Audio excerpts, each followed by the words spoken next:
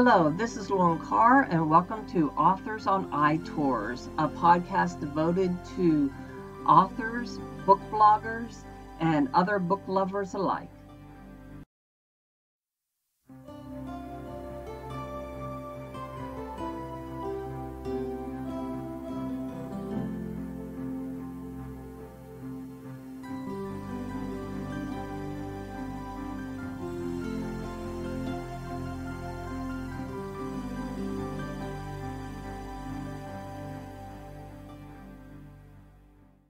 Why don't you tell the story of DAWGS? DAWGS. DAWGS. So, who? I guess Katie, you were involved from the beginning, right?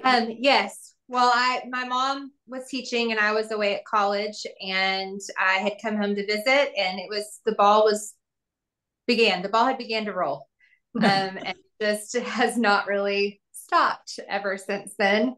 But she had a fourth grade class, and they were doing current events, and the story of overpopulation with stray animals had been a hot topic in Dalhart for a little bit, and they were required to put the homeless animals in the newspaper, and her students saw that and wanted to know what would happen to them. And it was at that point kind of an unfortunate fate for those animals in Dalhart, and they wanted to do something about it, and DAWGS was born. So what did they decide to do about it? They decided to start a shelter, and it was ran by those students and my mom and some volunteers. Later, it was also ran by some paid employees that were taken care of with donations, because it became so large. And we spent every single day and night, rain, sun, shine, out there taking care of them and going to adoptions and now transporting across the country. And it was certainly not without its trials, but totally worth it. And they have made a huge difference. But back in the day, they were caring for like over 500 animals a day. So it wasn't just a handful of pets. No. It was a massive operation that these kids, 9 years old, 10 years old, had taken upon themselves to make a change in their town. Yes. And when we started, we had no electricity. We had to bring in water, and the kids had to hand open every can and every little baggie of food, fill up wheelbarrows, and literally cart food to every one of these kennels. And they didn't just dump the food. They spent time, and they knew these animals, and they knew their quirks and the toys that they liked best. And it wasn't just checking the box for any of it. It was, like she said, it was a big operation, and it was heartfelt. Where was the shelter? Was it in somebody's garage, or where did they, because where would these little kids, I mean, we're talking 8, 9, and a teacher, where would they, was it their classroom? So initially it was Foster's, which lasted probably a couple of weeks. And it was very quickly realized that was not going to accommodate the need.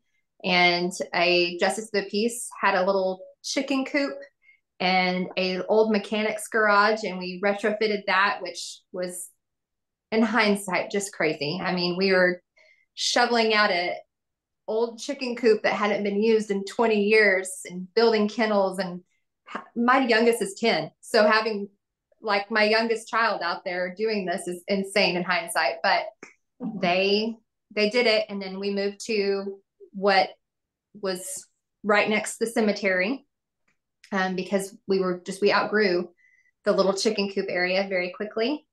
And that was, I don't know, 2 acres maybe. It seems like that space was. And we capitalized on every single inch of it.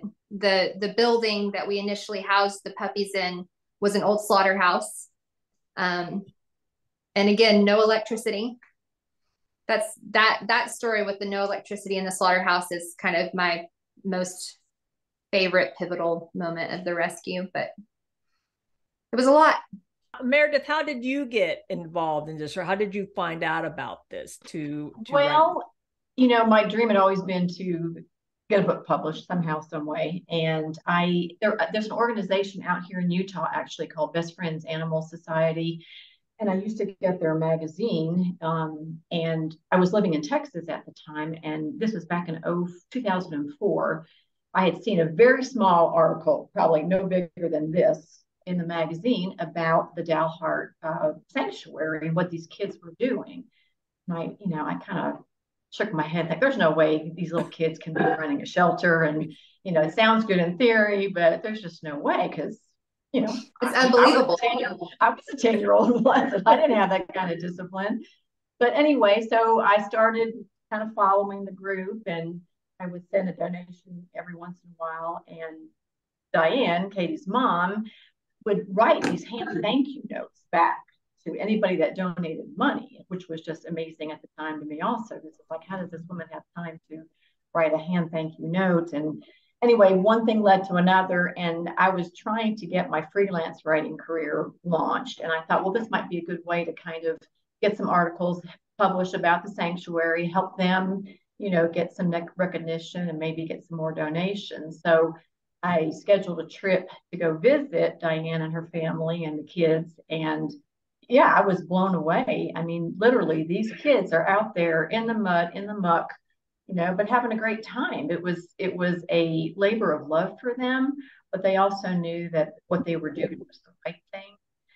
So I think it took about 2 years later, I finally got an article placed about them. And then that's kind of when the seeds took hold of my mind. Well, there's more to the story than just an article. There's a whole book here in the making. And it took me quite a while to convince Katie's mom to let me go explore that route with her. But we finally won her over. Diane is a very unassuming soul. She doesn't like attention, put on her. She likes to be behind the scenes. And I think she just had a hard time recognizing that this book would be with her featured in it because she is the heart and soul of this whole organization. But anyway, I was working full time at the time, and life got in the way, work got in the way, and it took me about 12 years actually to finish the manuscript.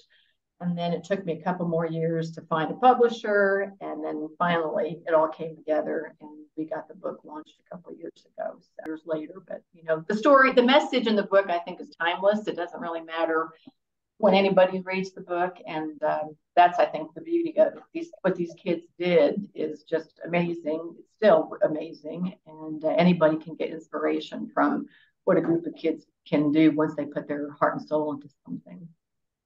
Well, now, how quickly did the shelter grow? I mean, did it just start out with a handful? Because you said it went from a chicken coop to a slaughterhouse does it have its own building now, or is it still Foster's? Or so we went from a dozen to double that to, I don't know, 150 very, very, very quickly, and then 500, and I think at one point our most was somewhere around 800, which is absolutely. And you're not a kill shelter. I mean, the dogs stay there until.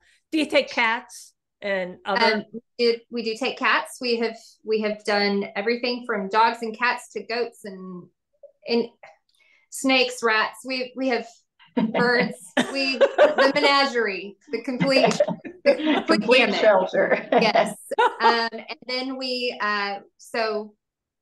moved the rescue from the second location to a half section of land, which was wonderful. It gave us a tremendous amount of space and the ability to do a lot more with the animals. And because of COVID, that running that and having the volunteers and also the donations became very difficult.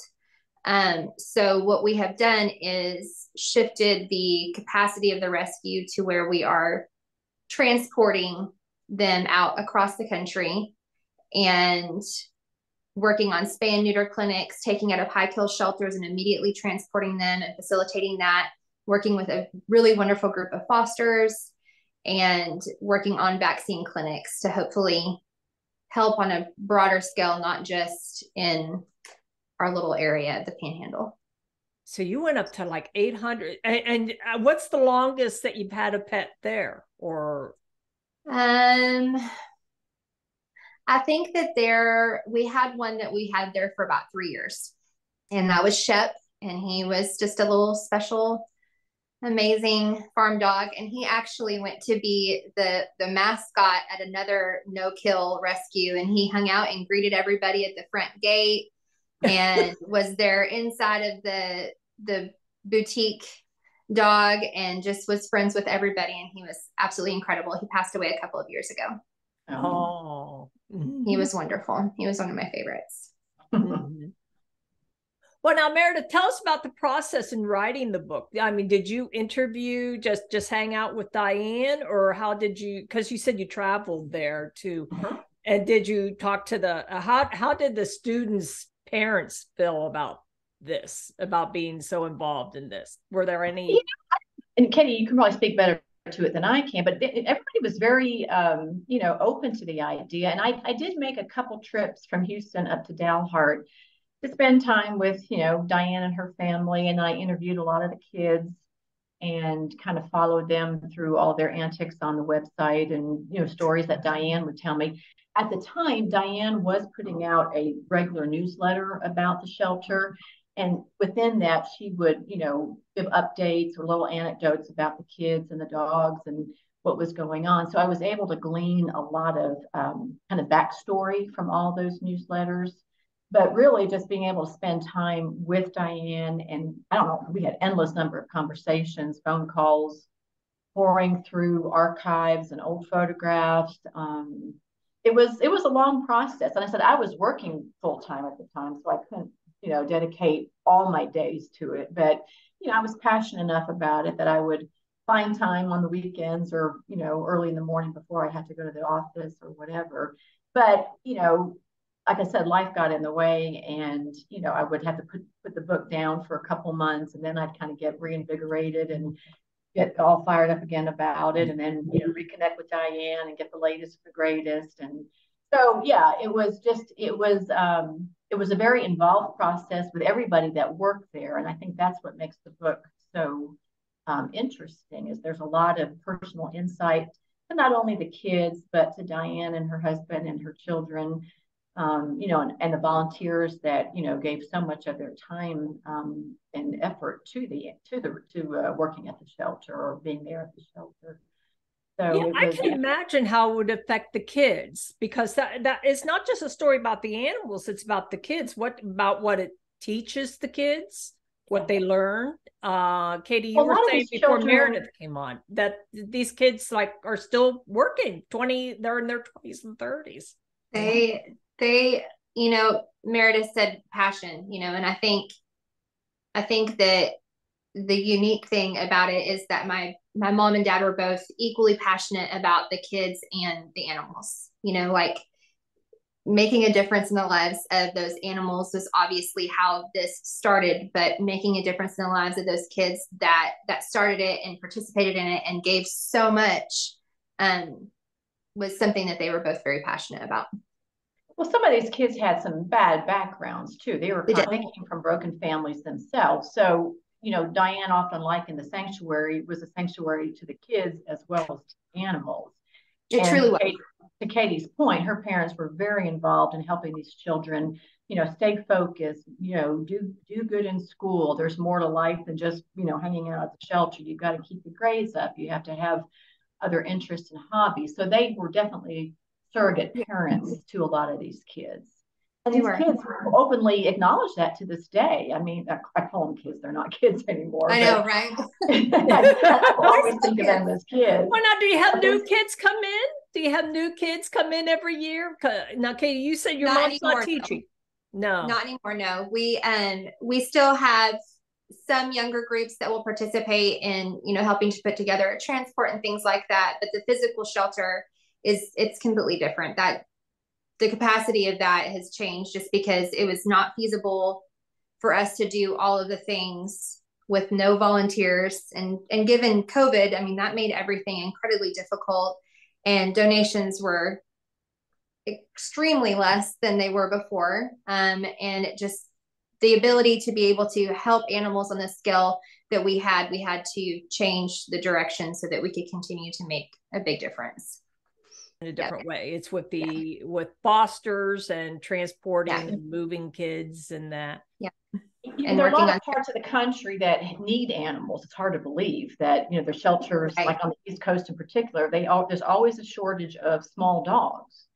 So a lot of times, the dogs from Texas will get transported across state lines to Colorado, to Wyoming, to the East Coast to help those shelters get more, animals. So people, when they come in looking for a specific dog or breed or whatever, then they can, get placed a lot quicker than. And a lot of the time, they're already placed before they ever even get there. And we have the next one going because they just have such a need, like you said, Meredith. And it's mind blowing that we have such an overabundance in Texas and other places of the South and East Coast and West Coast. And we've gone as far as Canada. They just do not have the same amount of animals there available to adopt. So, absolutely. Well, now, Meredith, how was the reaction to your book?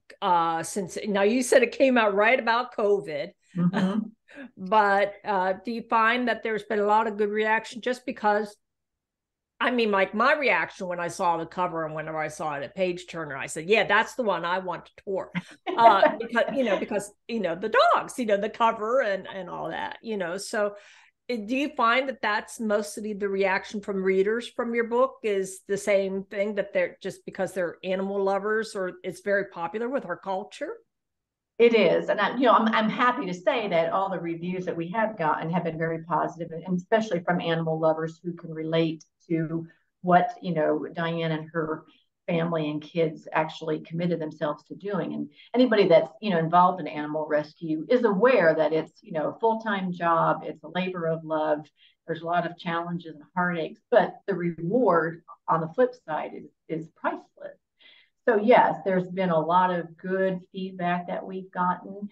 And I think it's kind of also motivated people to realize that just doing something little, whatever it is that you feel passionate about, you don't have to go out and solve the whole problem, but it does take a group of committed people to showing up, making a difference, and just sticking with it. And I think that's what these kids have demonstrated from fourth grade to when they graduated high school, that, it wasn't them individually, but collectively as a group, they realized, these animals are depending on us.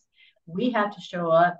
I may be tired or I may want to stay home and, watch TV, but, there's 500 dogs waiting to be fed or walked or whatever. And I think the lesson there is people get complacent thinking, well, what can I do? There's nothing that I can really do as an individual. And that's not true. If everybody does their little part, then it's amazing what kind of magic can happen. And I think that's what the kids in Dalhart have. If you read the book, you'll see that their attitude was not looking at the long-term picture. It's just like, well, we have these dogs in front of us today who need to be loved, fed, cared for, and that's going to be my job today. And the rest can take care of itself. And it does.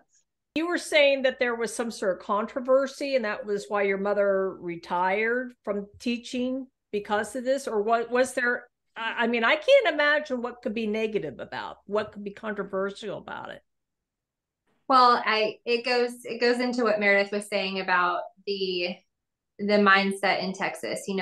There's probably a stigma maybe attached to animal rescue during that time, and I think that everybody was kind of nervous about what they wanted to do and what that entailed and how big that could be, and also probably a liability from the standpoint of they were children. They went to the city council meetings and they said, hey, we want to do this huge big thing that adults hadn't been able to do. And I think that it was probably seen as a liability in a big way for them. And again, being a parent of a 10-year-old, I can see how that would be like, maybe let's just see how this goes. But it did cause some issues for her. The animal control officer was bringing stray animals on campus. And she was, there to be a teacher. But the beautiful part of that is that she was teaching them incredible things. She was teaching them about their civic responsibility. She was teaching them about what they could do to make a difference. She was teaching them about current events. She was teaching them about, all manner of historical people that had made a difference. So just in order for her to really focus on the rescue and the kids and the future of that, she chose to retire early. And I think that is a choice that she does not regret. Yeah, I'm sure the dogs don't regret it. No.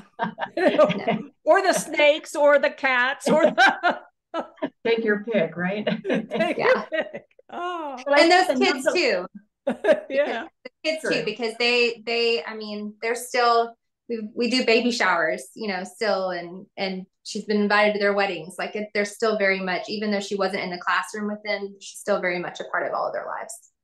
Mm-hmm. And that's, I think, interesting to point out too, that a lot of these kids, I'm calling them kids, but they went on to take on professions where they're learning to give back. They're nurses, they are teachers themselves, they're healthcare aides. So I think their time at the shelter and being with the animals and learning responsibility and commitment and compassion kind of helped form their adult choices about, well, how do I want to be when I grow up? And the fact that so many of them have chosen professions where they are caring for others or giving back, I think speaks volumes about the lessons that they learned when they were growing up in the shelter. I mean, because really they were.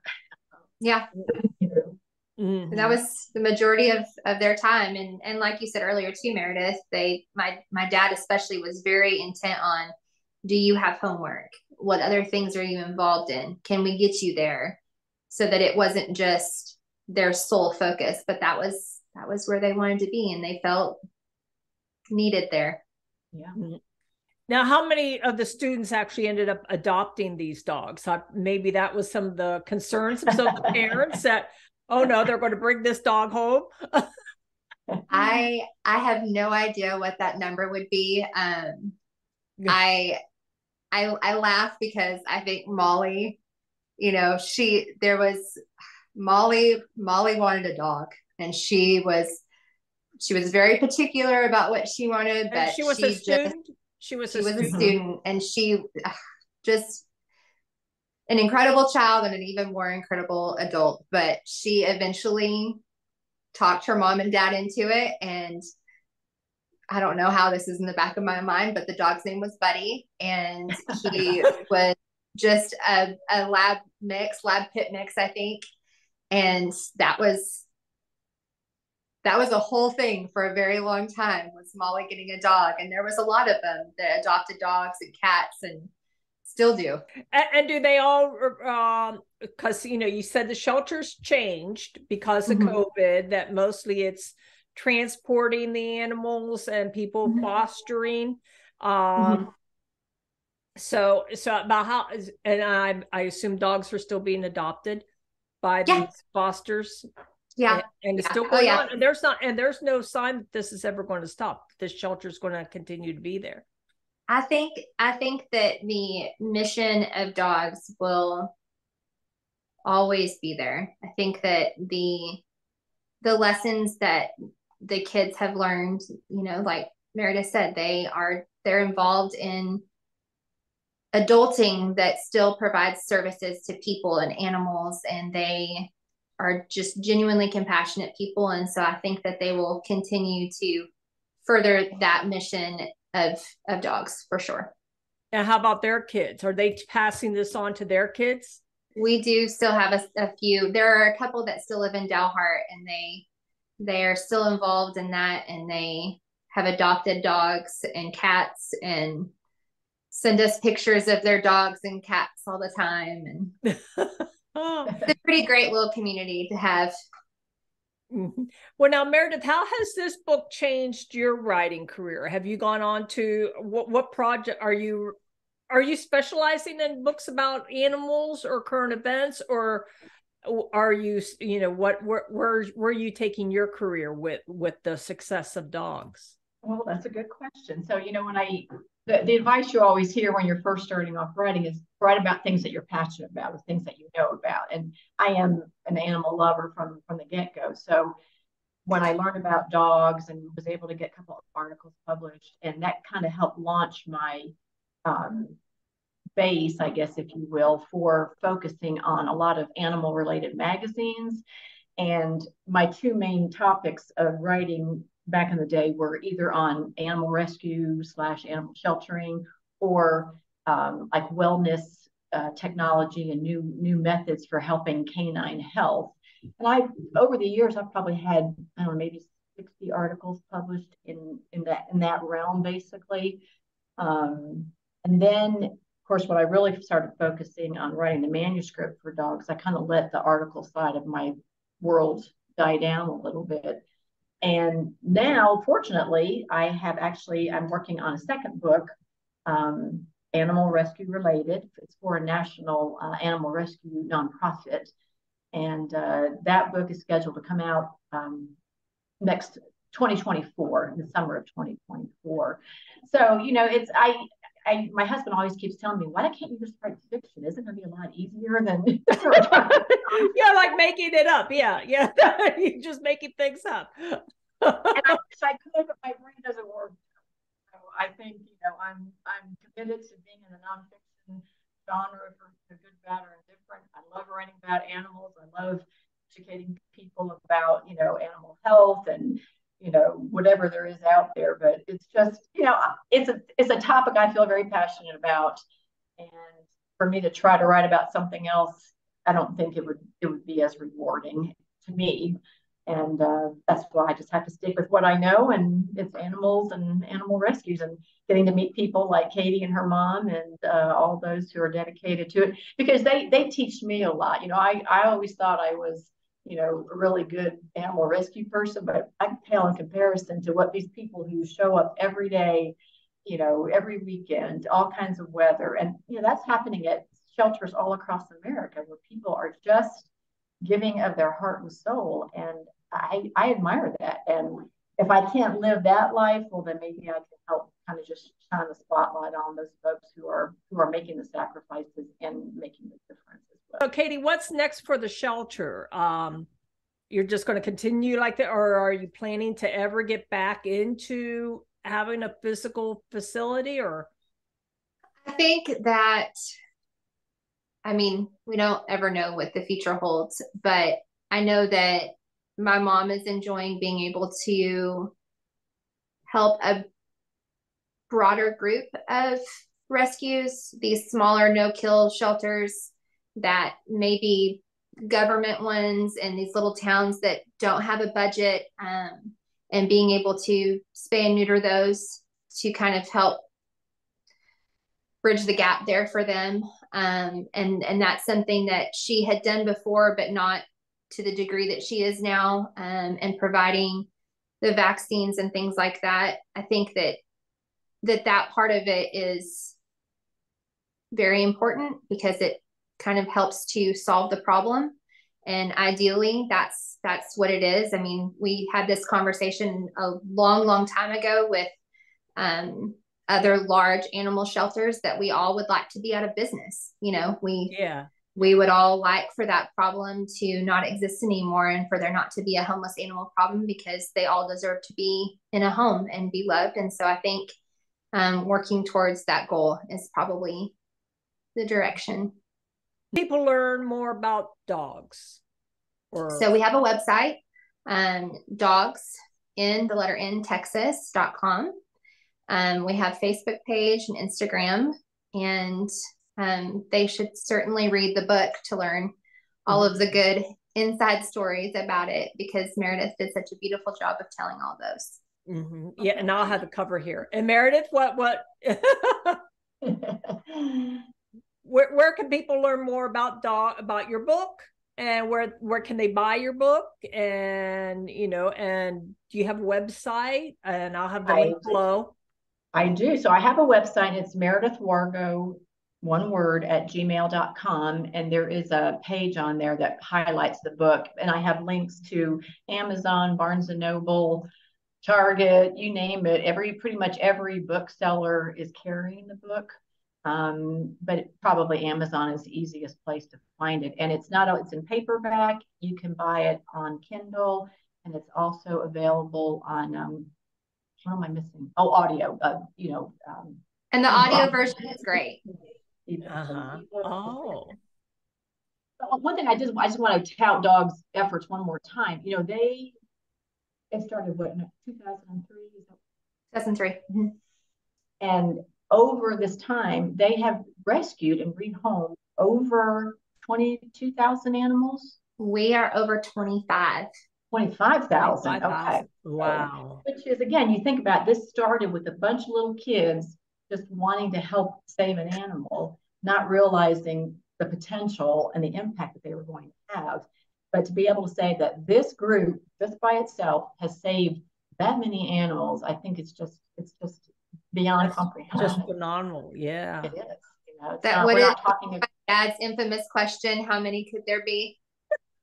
Little did you know how many there could be and continue to be. Right. Absolutely. Just keep going. My mom likes to tell the story of the starfish and walking along the ocean, and the man sees the starfish, he throws them back in one by one, and then another man comes up to him and he's like, what are you doing? You can't help them all. And he says, but I'm making a difference to this one and this one and this one, as he continues to throw them in.